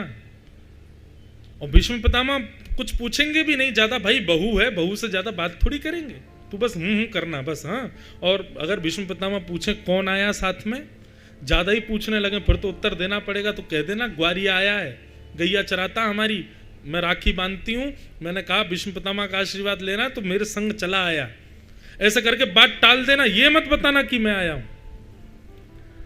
द्रौपदी बोली ठीक है। भगवान लेकर के द्रौपदी को पहुंच गए। भानुमति से पहले द्रौपदी का प्रवेश हो गया भीष्म पितामह के शिविर में। भीष्म पितामह बैठ करके संध्या कर रहे थे, इतने में ही द्रौपदी के नूपुरों की आवाज आई, भीष्म पितामह के नेत्र खुले। भीष्म पितामह को लगा भानुमति आ गई, क्योंकि दुर्योधन को बोला था अपनी पत्नी को भेज देना। आओ बैठो बेटा। नाम जब पूर्ण किया, अपने हाथ में जल लिया, और संपूर्ण जीवन के अपने भजन बल को द्रौपदी के सिर पर जल छोड़ते हुए अखंड सौभाग्यवती भव, दोनों भुजाएं रख करके आशीर्वाद दे दिया, तेरा पति अजर अमर हो जाए, उसको कोई ना मार सके। जैसे ही ये बात कही, द्रौपदी बोली ये कह रहे हैं अखंड सौभाग्यवती भव, और कल यही महाभारत युद्ध का नेतृत्व करने वाले हैं, और धनुष बाण लेकर के यही मेरे पतियों के पीछे भागने वाले हैं, और मुझसे कह रहे हैं अखंड सौभाग्यवती भव। इनसे कह तो दूं कि फिर याद रखना पांचों को बाण मत मारना कल। तुरंत द्रौपदी ने अपना घूंघट ऊपर कर लिया। तो भीष्म पितामह याद रहे, एक नहीं दो नहीं, पांचों की रक्षा की जिम्मेवारी आपकी है। फिर अब तो द्रौपदी को देख करके भीष्म पितामह बोले तू कहां से आ गई? मैंने तो भानुमति को बुलाया था, तू कैसे आ गई? मेरी और दुर्योधन की बात हुई थी, भानुमति आकर के आशीर्वाद लेने वाली थी, तुम कहां से आ गई बेटा? द्रौपदी बोली ये बात जरूरी नहीं मैं कहां से आ गई, पर क्या मुझे आपके आशीर्वाद का अधिकार नहीं है? भीष्म पितामह के नेत्र सजल हो गए। बोले होना तो वही है जो लिखा है, मुझे भी संकेत तो होता था। और देखो कैसी विडंबना, ईश्वर की कृपा कि भानुमति आए उससे पहले द्रौपदी आ गई, ये भी तो एक संयोग है। द्रौपदी बोली अब निकल लेती हूं यहां से, तुरंत प्रणाम करके जाने। सुनो सुनो सुनो, रुको, कहीं ये संयोग ईश्वर के द्वारा नहीं, कृष्ण के द्वारा तो नहीं रचा गया? किसके साथ आई हो तुम, और तुमको किसने कहा कि जाके भीष्म पितामह का आशीर्वाद लो? अब तो महाराज भीष्म पितामह हैं, सिंह जैसी गर्जना है उनकी, कौन घबराए ना उनके आगे। द्रौपदी की जीव लड़खड़ाने लगी, नहीं नहीं कोई नहीं, मेरे ही मन में आ गया था। बोले तेरे ही मन में आ गया, इतने दिन से क्यों नहीं आई, आज ही क्यों आई? सही सही बता, अकेली आई है? हमारी राजकन्या राजवधु अकेली घूम रही है बाहर, कौन आया तेरे साथ? द्रौपदी बोली गोपाल भैया। बोल कौन गोपाल भैया? हमारी गैया चराता है, दूध निकालता है, मेरा कोई भाई नहीं ना, मैंने उसको, भाई तो है पर उसकी कोई बहन नहीं थी तो मैंने उसको राखी बांध दी। अच्छा चल जरा दिखा मुझे तो कैसा तेरा गोपाल भैया, मैं भी तो देखूं। और भीष्म पितामह निकल करके बाहर आए। ओ गोपाल भैया, कहाँ है भैया इतकुआ? दूर बैठे ठाकुर जी को वहीं पटक लग गई। बोले कि अब तो हम फंस गए, ये द्रौपदी ने भीतर जाके मुंह खोल दिया अपना। ठाकुर जी बोले राम राम जी। बोले दूर से राम राम नहीं, इधर आओ बेटा, हमें भी तो दिखाओ कौन हो तुम। ठाकुर जी समीप गए, ऐसा बढ़िया पाग वाग बांध के ठोड़ी वोड़ी से ऐसे लिपटा करके गए थे, पता ही नहीं चले कि मैं हूं। लेकिन भीष्म पितामह ने कहा द्रौपदी तेरे गोपाल भैया के नेत्र कहीं देखे देखे लग रहे हैं, कहीं तो देखा है। ठाकुर जी खूब छुपा में बोले अरे ग्वारिया हूं, गैयान के बीच में देख लिया होगा। बोले कहीं रथों के बीच में तो नहीं देखा, कहीं घोड़ों के बीच में तो नहीं देखा, पाग उतारो अपनी। गोपाल भैया बोला अरे पाग कैसे उतार देंगे महाराज, शान है हमारी। अरे इधर आ, पकड़ करके जैसे ही पाग खींचे, घुंघराले केश ठाकुर जी के खुल गए। जो मोरपीछ छिपा हुआ था भीतर, वो मानो जैसे धीरे से खड़ा हो गया। ऐसा सुंदर रूप ठाकुर जी का। चंद्रमा था तो अमावस्या का, लेकिन मन में सोचने लगा इतने सुंदर श्याम सुंदर और हम फोकस ना डालें।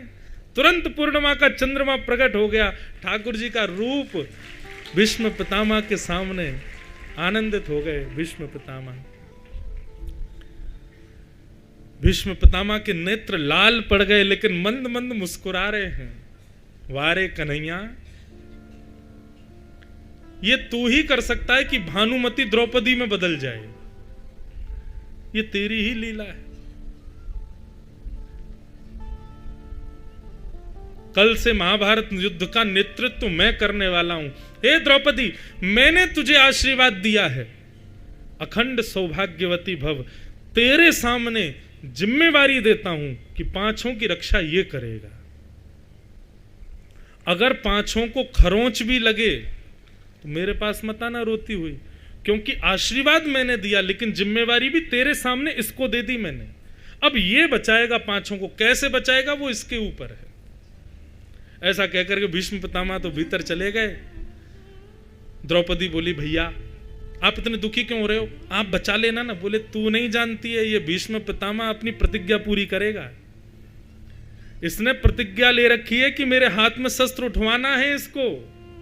अगर तुम नहीं बताती कि मैं आया हूं तो पांचों की रक्षा भीष्म पितामह करता, लेकिन अब तुम्हारे सामने इसको मुझे जिम्मेवारी दी और इसकी प्रतिज्ञा को पूर्ण करने के लिए ये सारी ताकत लगाएगा कि मैं कैसे भी शस्त्र उठाऊं और मेरी प्रतिज्ञा टूटेगी।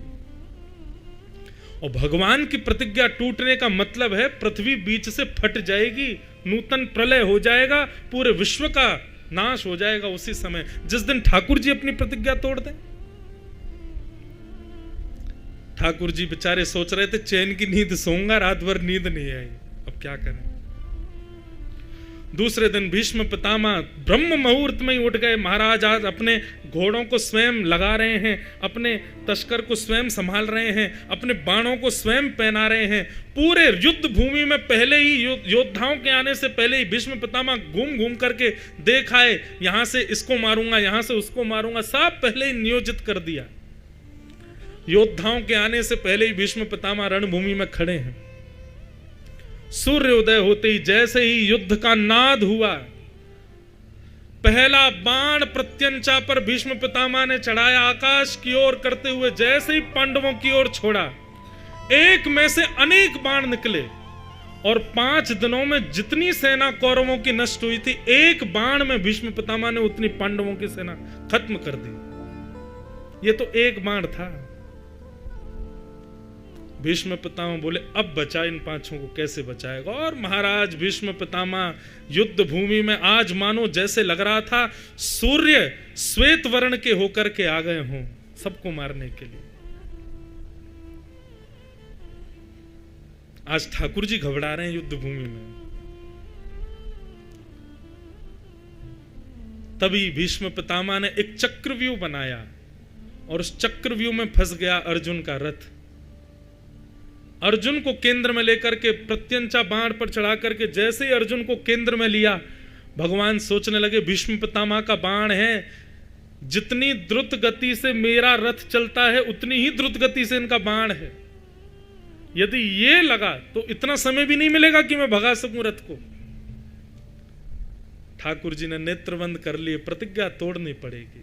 तभी देखा दूर टूटा हुआ रथ का चक्का पड़ा है, देख रहे हैं भीष्म पितामह की ओर। तुरंत ठाकुर जी कूदे हैं रथ से और जाकर के देख तो रहे थे भीष्म पितामह को, लेकिन जाकर के चक्का उठाया तो 2 बार तो हाथ में मानो धूल ही आई, मानो पृथ्वी भगवान की पत्नी ठाकुर जी को कह रही हो प्रतिज्ञा मत तोड़िए। लेकिन अर्जुन केंद्र में है, भक्त केंद्र में है, इसके लिए ठाकुर जी प्रतिज्ञा तोड़ने को तैयार हैं। तीसरे प्रयास में जैसे ही टूटा हुआ रथ का चक्का हाथ में आया, भगवान रथांग पाणे बन गए और जैसे ही दौड़े भीष्म पितामह की ओर, उस समय सारा युद्ध स्तब्ध हो गया। मानो ऐसा लग रहा था नृसिंह प्रकट हो गए हों और हिरण्यकश्यप के ऊपर प्रहार करने जा रहे हों। पृथ्वी डामाडोल होने लगी, आकाश में बादल गर्जना करने लगे, पृथ्वी पर नूतन प्रलय होने लगा, बस फटने ही वाली थी, क्योंकि ठाकुर जी ने हाथ में शस्त्र उठा लिया है। इतने में ठाकुर जी गतोत्तरीय, भगवान का उत्तरीय वस्त्र नीचे गिर गया, मानो पृथ्वी को शांत किया हो। प्रतिज्ञा तोड़ी है पर अपने लिए नहीं, भक्त के लिए तोड़ी है, इसलिए पृथ्वी शांत हो जाओ, प्रलय करने की आवश्यकता नहीं है। और रथ के चक्के को लेकर के बस फेंकने ही वाले थे भीष्म पितामह के ऊपर। भीष्म पितामह ने अपनी प्रत्यंचा को ढीला किया, धनुष बाण नीचे रख दिए और ताली बजाने लगे, वाह वाह वाह वाह वाह। अरे देखो देखो देखो देखो देखो, प्रतिज्ञाधारी खड़ा है सामने हमारे। मैं बिना शस्त्र के भूमि के भार को हरूंगा, मैं बिना शस्त्र के महाभारत युद्ध को लड़ूंगा। कहां गई तुम्हारी प्रतिज्ञा? आप कहो मैं शस्त्र बिन भूमि हरहूं सब भार। तू हमको क्षत्रिय ना गिने, बोल ही वचन विचार। बताइए क्या कहेंगे अब आप? कहां गई आपकी प्रतिज्ञा? पूरा युद्ध शांत हो गया, सब देख रहे हैं ठाकुर जी को। ठाकुर जी ऐसे खड़े हैं रथ का चक्का लेके। डार चक्र हरि हस पड़ो, दियो उत्तर ब्रजराज। ठाकुर जी ने रथ का चक्का दूर फेंका, मंद मंद मुस्काने लगे और उत्तर दे रहे हैं, आज तजी प्रतिज्ञा मोरी में तोरी प्रतिज्ञा काज। ए पितामह, तुमने वचन लिया था कि वासुदेव कृष्ण ने यदि शस्त्र नहीं उठाया तो तुम्हारी जब मृत्यु होगी तो तुम किसी को मुख न दिखाते हुए गिरोगे। तुम भी जानते हो, मैं भी जानता हूं, असंख्य बाण तुम्हारे अंग पर लगने वाले हैं, और जब असंख्य बाणों की सैया पर तुम नीचे की तरफ मुख करके गिरोगे तो तुम्हारी इच्छा मृत्यु जो है वो कैसे पूर्ण होगी कि अंतिम श्वास जब निकले तब ठाकुर जी का मैं दर्शन करूं। मेरा दर्शन करने के लिए तुम्हारा मुख ऊपर होना चाहिए और उसके लिए मुझे प्रतिज्ञा तोड़नी पड़ेगी।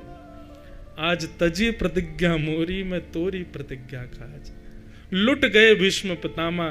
भीष्म पितामह आज कह रहे हैं, मैं आपकी स्तुति सीधा लेट करके गा रहा हूं ना, इसमें भी आपकी कृपा है ठाकुर जी। यदि आप नहीं चाहते, रथ का चक्का नहीं उठाते, तो मेरा शव आज नीचे की ओर गिरा होता, मैं आपका अंतिम दर्शन नहीं कर पाता और मेरी इच्छा मृत्यु पूरी नहीं हो पाती। प्रबल प्रेम के पाले पढ़कर हरि को नियम बदलते देखा, अपना मान टले टल जाए, पर भक्त का मान टलते देखा। लोग भले ही ये कह देंगे कि मैंने प्रतिज्ञा तोड़ी, पर भीष्म पितामह, तुमको मेरा अंतिम दर्शन, तुम्हारी अंतिम श्वास में मेरा दर्शन तुमको नहीं हो पाता यदि मैं अपनी प्रतिज्ञा नहीं तोड़ता। ये है, वहां भक्त की रक्षा भी कर ली, प्रतिज्ञा भी तोड़ दी और भीष्म पितामह को लुटा भी दिया। ले, भीष्म पितामह को ऐसा भी नहीं लगा कि देखो मैंने शस्त्र धारण करा, उसका मान भी तोड़ दिया।